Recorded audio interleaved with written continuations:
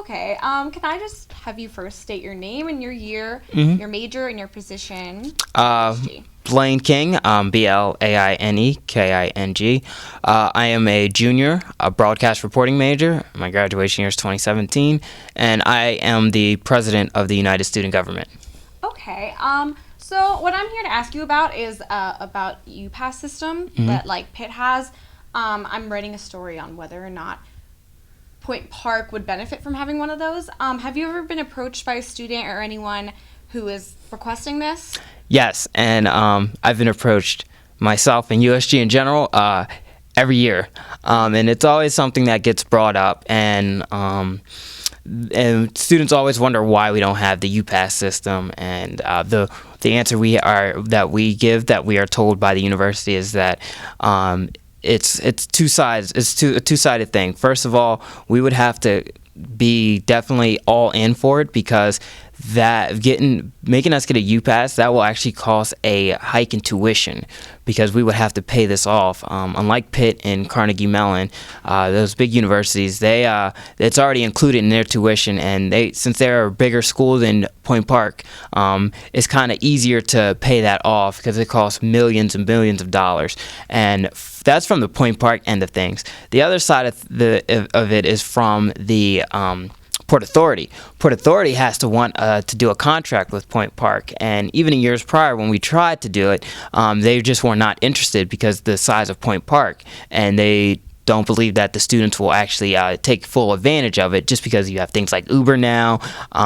We have our shuttles, so it's a two-sided thing that First Point Park they have to agree upon, and the other side is Port Authority. And Port Authority, they're the main issue because they do not want to have a deal with Point Park because just the size of Point Park. Yeah, I interviewed Dean Gieske, and that's essentially what he told me.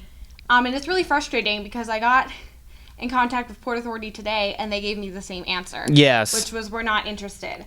But I guess if things were to change, USG would totally be interested in looking at this again, or is it something that we don't think is an issue anymore?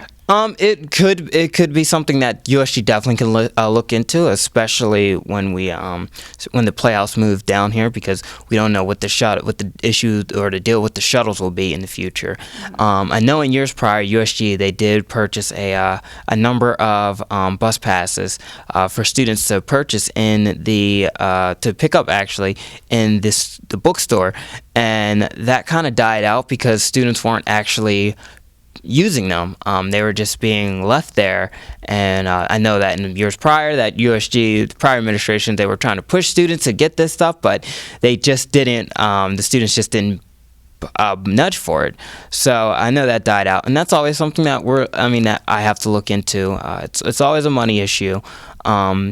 If Port Authority did come to Point Park, it would be something very interesting, because then we would have to work out a deal, of course. And from a standpoint of USG, the student body, we would have to see their interest in it, and then we would have to send it above us and see if the university is interested in kind of doing a deal with Port Authority, because this will cost a hike in tuition.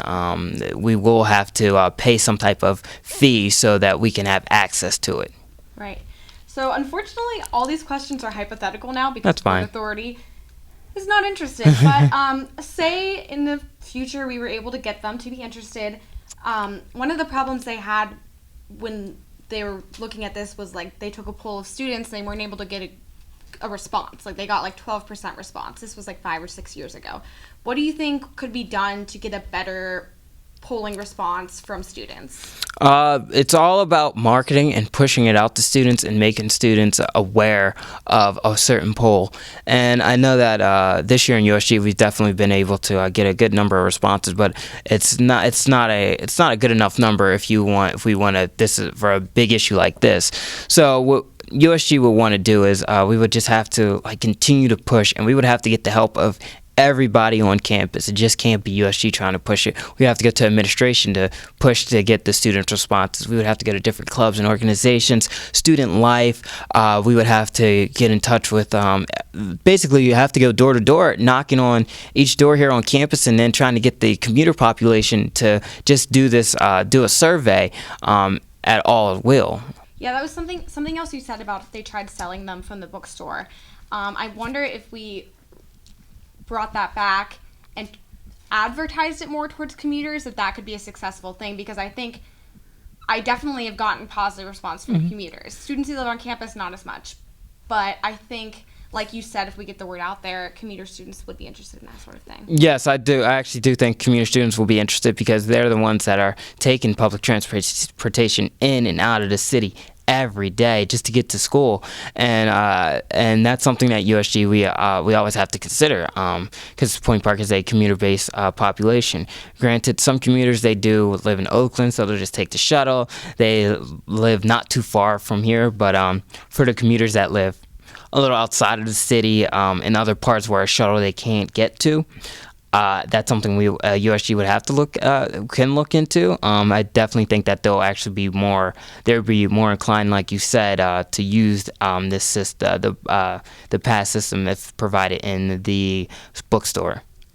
Okay, that's all I have for you, but thank you so much. Thank you.